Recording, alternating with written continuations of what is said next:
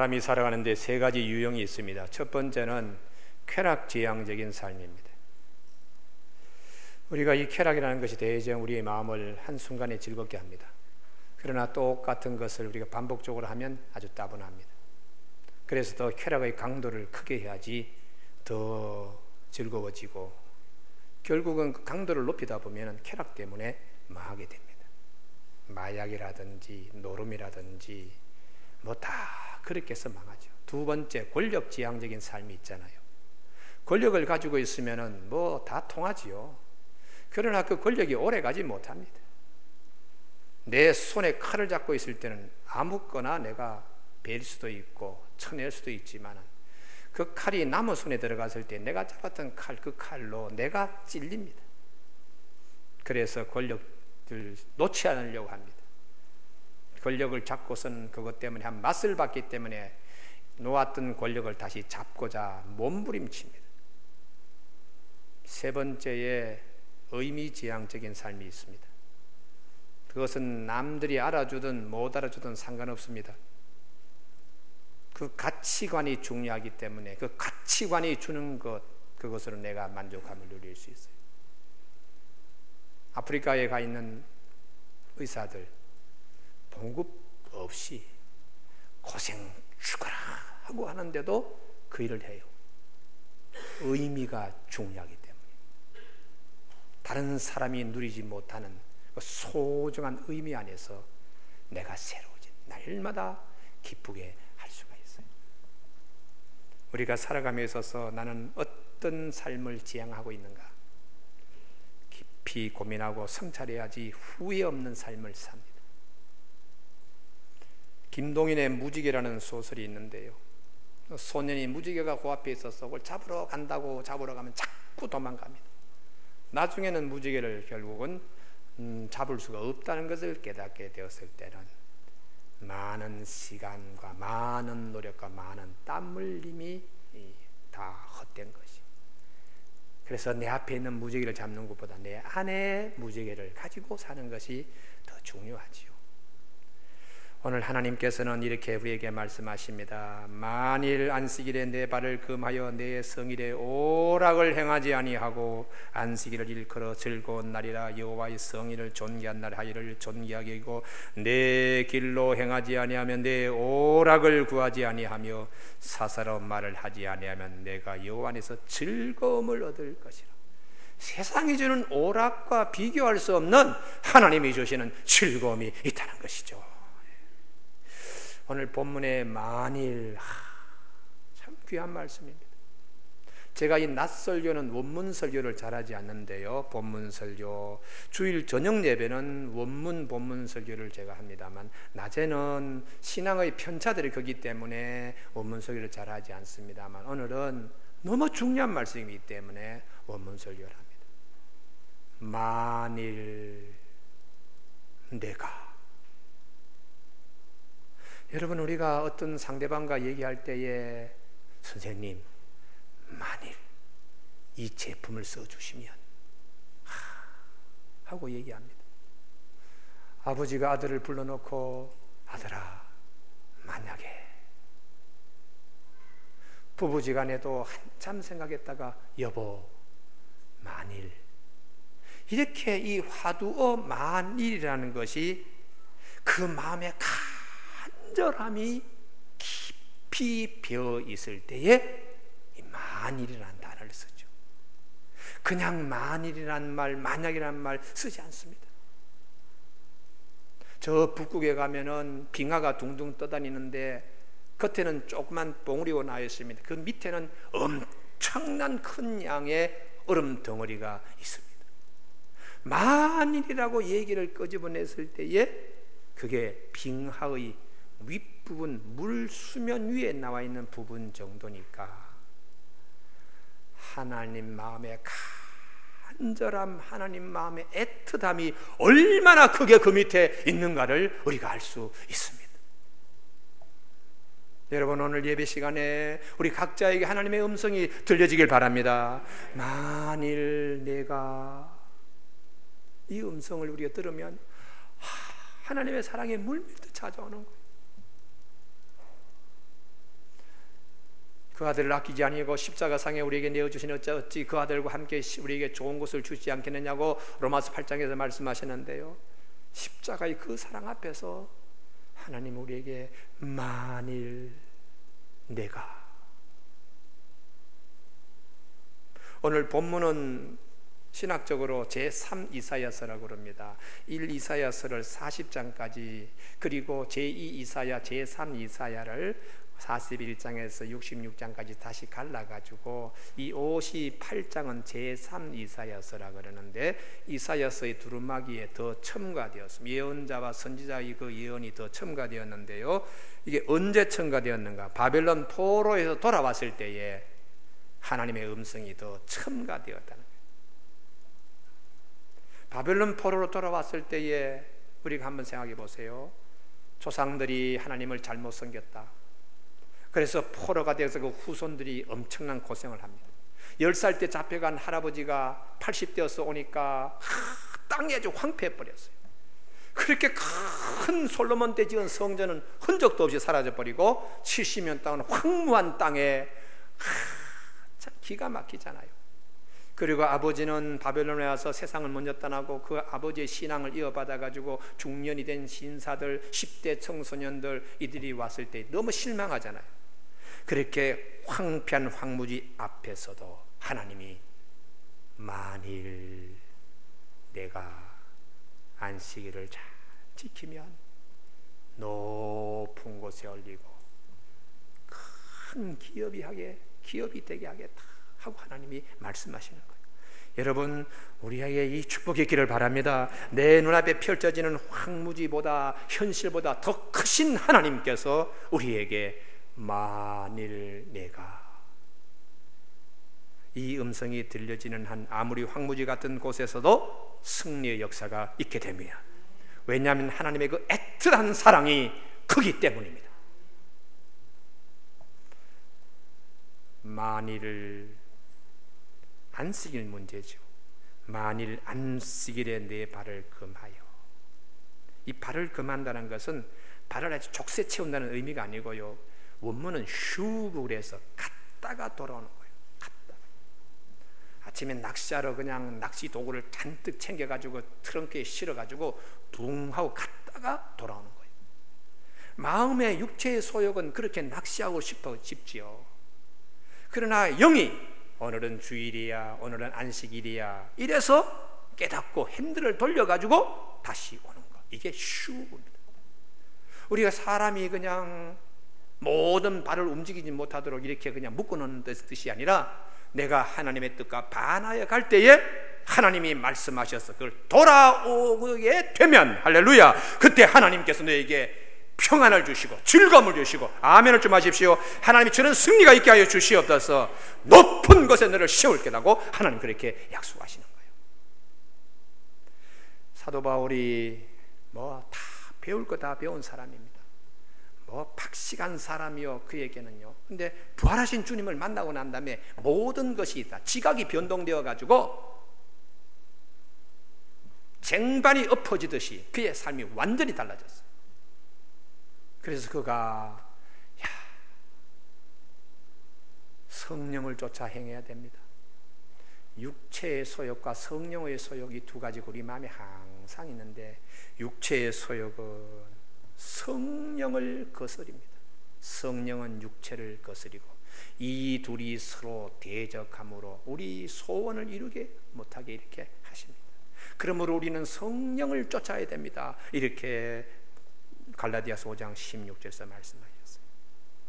바벨론 포로가 되어서 언제 이 나라가 다시 해방이 되고 그 땅에 갈까 하고 했는데, 어느 날 하나님께서 고레스 왕에게 명령해서 바벨론 포로에서 집단으로 그냥 이동해 오다가 친한 가정들 있지요.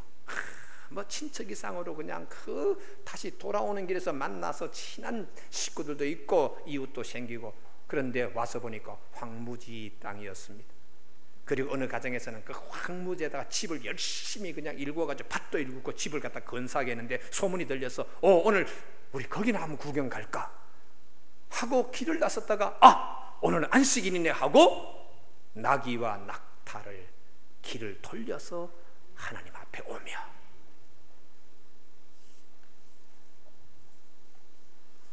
성경이 왜 안식일을 얘기하시고 자꾸 할까? 레위기 뭐 창세기부터 시작하여 하나님께서는 우리에게 계속해서 말씀하시는 것이 안식일 잘 지켜라. 레위기 19장 30절에 내 안식일을 지키고 내 성소를 귀히 여겨라. 왜 그럴까요? 이게 하나님과 연합하는 비결이 여기에 있거든요. 레위라는 것은 연합하다. 하나님과 연합할 수 있는 가장 가까운, 가장 쉬운 방법은 제사, 예배와 하나님의 것을 하나님의 것이 되게 하는 것입니다. 우리 삶 가운데 하나님의 것을 하나님의 것이 되게 하는 축복이 있어지길 바랍니다. 그렇게 되면 그것이 하나님과 연합되어서 하나님이 단단히 함께 하시는 축복의 역사가 있어요. 시간을 보더라도 하나님의 것을 하나님의 것이 되게 할 때, 물질을 보더라도 하나님의 것을 하나님의 것이 되게 할 때, 하나님의 나에게 주신 재능을 보면서 하나님의 것을 하나님의 것이 되게 할 때에 하나님께 연합되는 아주 귀한 축복이 있습니다. 다시 말하면 하나님 중심적인 삶이 되는 것입니다. 주님께서 14절에 내가 너를 땅의 높은 곳에 올리고, 원문은요 높은 곳 그 위에 너를 올리고, 이게 번역이 되면서 그 맛을 못 살립니다. 그러니까 무의 그 아삭아삭한 맛 있죠. 그 아삭아삭한 생무의 그 맛이 바람이 한번 쑥 들어가면 푸석푸석 하듯이, 원문은 아주 생동적이에요. 그런데 이걸 영어로 독일어로 번역하든지 뭐 어떤 말로 번역하더라도 번역되면 일단은 원문과 거리가 있는데, 원문의 뜻은 그렇습니다. 높은 곳 그 위에 너를 올리고, 높은 곳에 올리고 하늘과 땅 차이야. 높은 곳에 올리는 것은 내 노력으로 그냥 으쌰으쌰 하고 등산하듯이 그냥 자꾸 지기도 그냥 과장해서 뭐 부장해서 이사로 그냥 내 노력으로 이렇게 하나님이 으쌰으쌰 하고 푸싱하는 것 생각이 쉬운데, 그게 아니라 저 밑바닥에 있더라도 어느 날 한꺼번에 그냥 하나님이 높은 곳에다가 들어가지고 독수리 난리를 치며 올라가듯이 팍 거기에 세운다는 그런 말씀. 할렐루야. 내 노력과 상관없는 것이 하나님의 전적인 은혜입니다. 할렐루야. 대표적인 인물이 요셉입니다. 요셉은 그냥 사람의 눈으로 볼 때는 자꾸 거꾸로 가는 것입니다. 감옥의 밑창에 가 있는데도 하나님이 딱 예비해 두신, 요셉을 위하여 예비해 두셔서 하나님이 그 깊은 곳에서 들어서 그 위에 하나님이 앉게 하시는 축복의 역사예요. 오늘 본문이 그렇습니다. 네가 만약에 내 성일 안식일을 정말 잘 지키고 하나님의 뜻에 따르면 하나님께서 높은 곳에 네 노력과 상관없이 하나님이 그 위에 세우신다는 말씀이에요. 우리 교우들 가운데 하나님 이 자리에서는 간증이 있게 하여 주시옵소서. 간증이요. 이게 하나님이 이렇게 해주셨다는 간증이 있어야죠. 흔히 보면 이 주일날인데도 누구 눈도장 찍으러 가야지.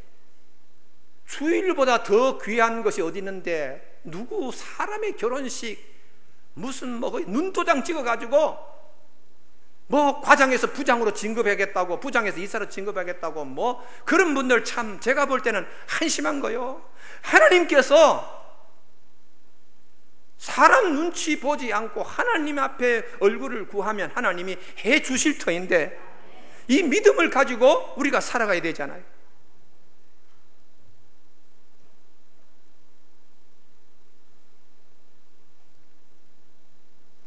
요셉의 삶, 하나님의 사람으로 정체성을 잃지 않고 믿음을 지키려면 지킬수록 자꾸 일은 어그러져 가는 거예요.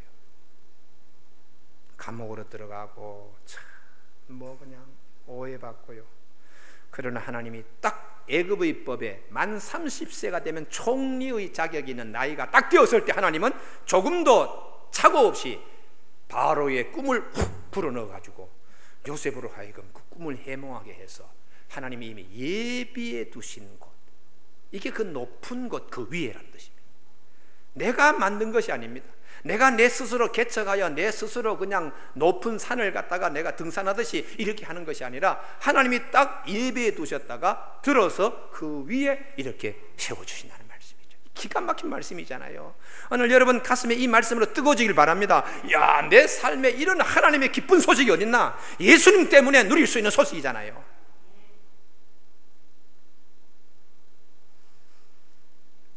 13절 만일 안식일에 내 발을 금하여 내 성일에 오락을 행하지 않고, 참 기막힌 말씀. 내 성일에 나의 거룩한 날 안에서, 하나님의 거룩한 그 시간 안에서, 하나님의 거룩한 그 뜰에서 내가 오락을 엮어가지 아니하는 것입니다. 주인집 뜰 안에서 머슴이 마음대로 하지 않듯이 하나님이 싫어하는 일을 내가 만들지 않습니다. 오락을 행하지 아니하고 아시아에서 재미삼아 하는 일들 내가 자꾸 그냥 일을 만드는 거예요. 전화 뚜루룩 끌려가지고 오늘 저 주일인데 오늘 낚시 한번 갈까요? 전화 뚝 돌려가지고 오늘 어디 그 여행 한번 갈까요? 전화 뚝 돌려가지고 거기 엑스포 한번 갈까요? 이런 일을 만들지 않는다는 것이.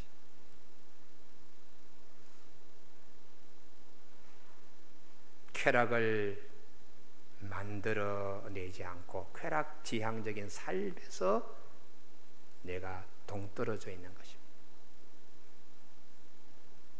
여러분, 안식일을 일컬어 즐거운 날이라 여호와의 성일을 존귀한 날이라 하고 이를 존귀히 여긴다는 것은 안식이 단순한 쉼만을 의미하는 것이 아니고 하나님의 것을 하나님의 것이 되게 하는 영적 재충전의 기회라는 것입니다. 할렐루야. 그래서 우리가 이게 대단히 중요합니다. 휴가, 쉬는 것, 휴일, 육체적인 쉼, 노동으로부터의 고역으로부터의 쉼으로 끝나는 것이 아니고요, 우리 성경이 진짜 말씀하시는 것은 그 쉼을 통해 영적으로 재충전되는 거예요. 할렐루야. 이게 대단히 중요합니다.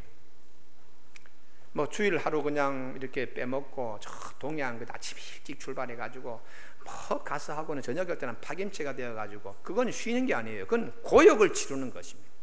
월요일 아침에 그냥 하품 쫙쫙 입이 찢어질 정도로 그냥 하고 어서 빨리 점심시간이 되지 않나 그러고 이렇게 하는 것이 아니라 주일날 새벽에도 나오고 낮에 예배드리고 성가대로 봉사하고 교사로 봉사하고 저녁에도 목사님이 눈을 부라리고 누가 나왔나 하고 쳐다보는데도 하나님만 바라보고 예배드리고 몸은 피곤하죠. 그러나 아침에 영적으로 충만하여 월요일 아침에 월요병 걸리지 않습니다. 하나님이 내 마음에 심어두신 기쁨이 나에게 충만하기 때문에 어떤 일을 당하더라도 담대하게 당하게 되고, 할렐루야, 어떤 일을 부딪히더라도 그걸 할 수 있는 영역이 내 안에서 생기는 거예요. 이게 진정한 즐거움이에요. 진정한 즐거움. 여름 휴가철이 다가옵니다. 단순한 쉼이 아니라 좀 더 진지한 쉼이 되어지길 바랍니다. 다녀와서 병 없고 다녀와서 탈진하고 다녀와서 더 피곤하는 경우가 많습니다만 이것은 휴가가 아니고 고역을 치르는 것입니다.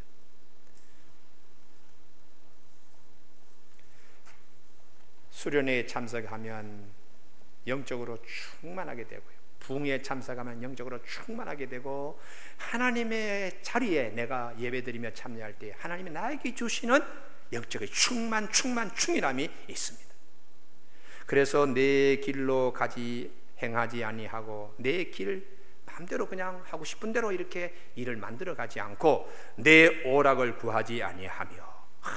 기가 막힌 말씀이에요. 이 구하다는 마차라는 히브리어인데요, 이거는 눈에 이렇게 손을 얹어 가지고 챙을 만들어 가지고 이렇게 보는 걸 마차라.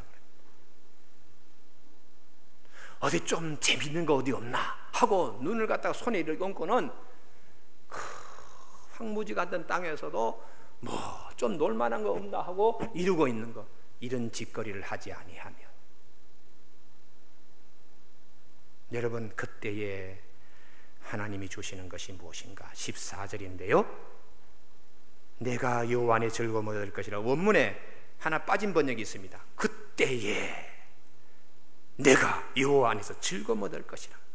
오늘은 참 안식일인데 내가 안식일을 잘 지켜야지, 내 발을 금하고 이렇게 그냥 돌아설 그때에 하나님께서 주시는 기쁨이 있다는 거예요. 내가 돌아설 때에 하나님께서 그때 바로 그 순간에 하나님이 주시는 기쁨이 있다는 거예요. 부인이 자꾸 옆구리를 찔러요. 여보, 오늘 저기 그냥 누구 집에 오늘 뭐 한다는 쫓고 가야지요. 뭐 그냥 갈비뼈로 만들었으니까 흙으로 빚은 아담보다는 힘이 더 그냥 세잖아요. 옆구리 또 갈비 한 휙 휘두르니까 그냥 남편은 꼼짝 못하죠. 뭐 그래서 콕 기어 가다가 남편이 갑자기 정신이 들었어요. 여보, 아무래도 내 마음이 찔려. 오늘 교회 가야지. 그렇게 돌아설 때에 하나님이 주시는 은혜가 있다는 거, 할렐루야. 그 음성을 들으라는 것입니다. 네가 정말 네 영이 새로워진다, 네게 승리했다 하는 하나님의 음성이 있어요. 우리가 그 음성을 듣기 때문에 돌아서는 겁니다. 사무엘상 9장에 사울이 임금이 되기 전에 집안의 중요한 재산 목록, 당시의 부의 상징이기도 하고 오늘날 자가용과 같은 것인데 암나기 들을, 복수르지요. 암나기 들을 잊어버렸어요. 그때 잃어버렸을 때에 며칠 동안 다니다가 못 찾았습니다. 부모님이 혹시 걱정하지 않겠나 해서 얘야 하고 자기의 비서 사환을 불러서 집에 가자. 그때 이 사환이 주인님, 이 가까운 곳에 하나님의 사람 사무엘이 있습니다. 그분에게 나아가면 그분이 우리 길을 가르쳐 줄 것입니다. 그래서 집으로 가려던 발걸음을 이쪽으로 돌리는 겁니다. 여기에 사울의 운명이 걸린 발걸음입니다. 이쪽으로 그냥 갔으면 집에 그냥 간 거지요. 그러나 그 보잘것없는, 자기가 볼 때는 보잘것없는 사환의 입에서 나오는 얘기인데도 귀를 기울였어요. 아 그래? 그러면 그분에게 가지 하고 발걸음을 이렇게 돌리는 순간에 그의 운명은 완전히 180도로 달라집니다. 하나님이 다 기다리고 계시던 초대 이스라엘 임금이 되게 하도록 하나님이 딱 기다리고 계셨다가 암나기 잃어버린 것도 딱 찾아가지고 가져가도록 하나님이 딱 예정해 주셔서 기다리고 계셨는데 이 사환의 한마디 말에 발걸음이 달라지면서 사울의 운명이 달라졌습니다. 우리 삶 가운데도 그렇게 말씀하시는 분이 계십니다. 할렐루야. 성령님이 우리에게 말씀하세요. 하나님의 영이 그렇게 말씀하세요.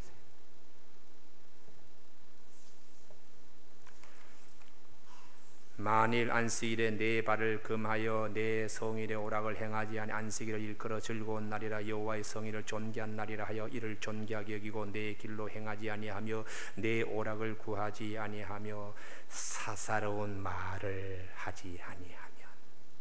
원문은 말과 말을 삼가하면.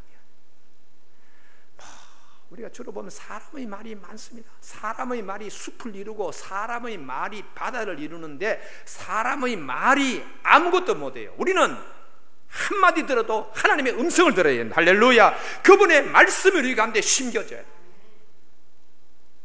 기도도 내가 많이 해요. 부르짖고 응답되어집니다. 알지 못한 크고는 비밀한 일도 우리가 맛볼 수 있어요. 기도원적인 기도는 주로 내 본의로 소원 성취하는 기도인데 한국 교회에 기도원적인 기도가 참 많이 있어서 이만큼 부흥도 발전되어 있지만 이제는 그것 가지고 부족해요. 또 다른 기도가 있는데 수도원적인 기도예요. 그것은 듣는 기도입니다. 하나님 무슨 말씀하시든지 내가 듣겠습니다. 죽어라 그러면 죽겠습니다. 버리라 그러면 버리겠습니다. 취하라 그러면 취하겠습니다. 하나님의 말씀, 무슨 말씀을 하시든지 이게 수도원적인 기도인데요, 본질 회복입니다. 여러분, 그래서 우리는 하나님께서 황무지 같은 곳에서도 하나님이 나에게 하시는 음성을 내가 듣기를 하나님이 원하세요. 네가 정말 만일에 네가 이렇게 하면 바로 그때에. 우리 교우들이 저한테 하시는 말씀 제가 잘 압니다. 우리 목사님은 칭찬이 없어. 좀 칭찬을 해주면 얼마나 좋을까. 그러나 제 목회 철학이 칭찬하지 않는다. 칭찬하면 그분은 칭찬받는 것으로 끝나버려요.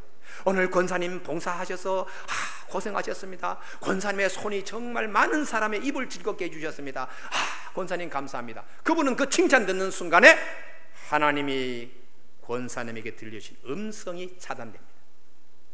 목사가 많은 말을 함으로 그분이 하나님께 직접 듣는 음성을 듣지 못하게 한다면 안 되죠. 그러나 아무 소리 하지 않고 하나님이 한 말씀을 하시더라도 직접 말씀해 주시겠지. 그래서 제가 개입하지 않습니다. 어떤 분들은 그러죠. 목사님 다쳤습니다. 그러고 막 전화하는 분이 계세요. 그러나 하나님이 본인에게 음성 들려주셔서 아들아 딸아 참 고생했다. 내가 너 고통을 안다. 이 음성 듣는 게 좋습니다. 할렐루야. 이게 그냥 목사님이 그냥 뭐 알아주는 거 아니야. 그건 그렇게 큰 문제가 아니에요. 하나님이 알아주셔야 되잖아요.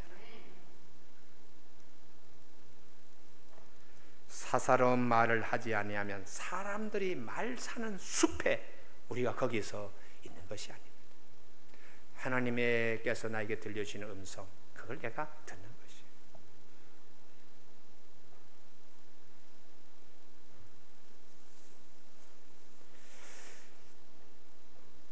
제일 마지막 말씀입니다. 내가 여호와 안에서 이때에 내가 여호와 안에서 즐거움 얻을 것이라. 내가 너를 땅의 높은 곳에 올리고 내 조상 야곱의 기업으로 기르리라. 그 다음 말씀입니다.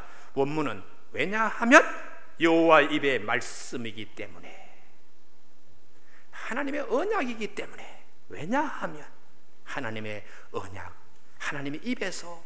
그러니까 원문은요 얼마나 역동적인지 몰라요. 너 이렇게 만일 네가 이렇게 하면 이건 하나님의 입에서 나오는 말씀이라 하고 말씀이 막 쏟아지는 거예요. 사람의 인격은 그 사람의 약속을 보면 알 수 있어요. 그렇게 세상에서 말하잖아요. 독일의 역사학자 랑케가 연구하다가 머리가 아파서 산책길에 나섰어요. 근데 한 아이가 골목길에서 그냥 울고 있어. 우유 배달한 아이가 유리병을 터뜨려가지고 아주 울고 있어요. 깨뜨린 것보다 배상을 해야 되니까요. 그래서 랑케가 이 아이에게 내일 이때쯤 너가 이 앞에 지나갈 때 내가 기다리고 있다가 너 우유값 그 배달 변상하는 거 내가 돈을 주겠다 약속을 하고 덩어리를 두드려주면서 집에 가게 했어요. 그런데 집에 이제 이 랑케가 서재에 돌아왔더니 아주 귀한 편지 한 통이 와 있었습니다. 선생님의 연구를 돕기 위해서 내가 연구비를 희사하겠습니다. 내일 어디로 오시오. 마음은 참 기쁘지만 그 아이와 약속 때문에 그곳에 가지 못해요. 그래서 편지를 씁니다. 죄송합니다. 내가 더 귀중한 약속이 있어서 선생님께 갈 수가 없습니다. 이렇게 편지를 씁니다. 당장 인간의 눈으로 볼 때는 보따리를 싸들고 그분을 만나서 돈 구하는 게 중요하지만은 우유 배달하는 아이와 약속 때문에 오후에 출발하지 않고 편지로 대신 보내고 그 연구비 받는 걸 포기를 합니다. 근데 연구비를 희사하고자 하는 분은 이미 알았어요.